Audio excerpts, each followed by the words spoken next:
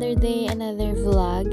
Eto na at papasok na naman kami sa school. So inatid ko nga muna si Kuya Iper bago ako pumila sa may paradahan. So fast forward nga tayo, nakarating na ako sa school at puro hagdan nga ang school kaya nakakapagod talaga. Kaya naman minsan pagdating ko na nga ng classroom, haggard na ako at pawisin. At dahil wala pa nga si ma'am, tumambay nga muna kami dito sa may library. So fast forward nga tayo, pagkatapos nga ng first subject namin, sumunod naman agad itong second subject namin. Lagi nga akong inaantok sa second subject namin kasi naman ang lambing-lambing ng boses ni ma'am. Madalas naman magkwento o magbiro si ma'am, kaso nga lang madalas ako'y inaantok. So fast forward nga ulit tayo, pagkatapos nga ng second subject namin, nag-request nga si ma'am na magpa-picture nga daw kami at nakalimutan ko na kung bakit.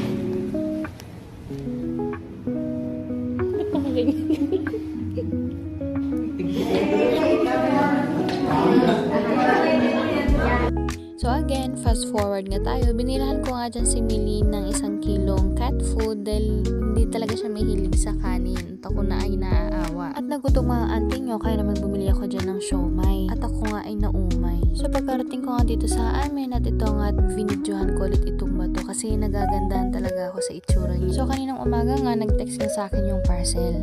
Hindi yung parcel, yung magdi-deliver ng parcel. At napansin ko nga itong si delivery, basta ikaw magde-deliver nga ng parcel. So feeling ko siya talaga yung magde-deliver ng parcel ko. Kaya naman kanina hinintay ko siya na umakyat.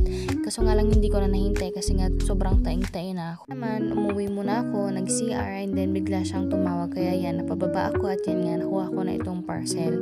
Itong parcel ko nga na ito yung curtain na pang CR. Nagulat nga ako dyan kasi itong phone ko gumalaw kasi dapat nakafocus lang siya dun sa curtain, hindi sa mukha ko. So around 2:30 nga ng hapon, sinindo ko na nga si Iper sa school nila. Pagbaba ko nga ng ground, hindi ko makita si Iper. Kaya naman, ayan, hinanap ko yung bag kasi kung nandyan yung bag niya, nandyan din si Iper. So ayan na nga, nakita ko na nga yung bag ni Iper pero si Kuya Iper hindi ko nga makita. Inikot ko nga ulit yung school at ito na nga, nakita ko si Kuya Iper na nakikipaglaro sa mga kaibigan niya. Dahil alas 3 pa nga labasan ng anak ng kumare ko, kaya naman hinayan ko na muna si Iper na maglaro dyan. At kami nga ng kumare ko, ang dami namin pinagchichismisa. Kanina nga naubusan ng tubig si Iper, kaya naman pinipilit niya akong bilhan siya ng water. Wala nga akong dalang pera. Buti na lang nung lumabas si Yana or yung anak ng kumare ko, meron pala silang tubig sa classroom. Kaya yan, nakuhanan niya si Iper ng water. At nagpaalam na nga kami sa isa't isa. Yan nga pala si kumare at meron din siyang baby. Kanina nga nung kinukuhanan ko siya ng video, napansin ko na wala siyang jacket. Naiwan pala niya dun sa school. Kaya sabi ko, hanapin nga niya bukas sa school. Pagdating nga ulit namin ng bahay, lagi nga nakabang si Seth.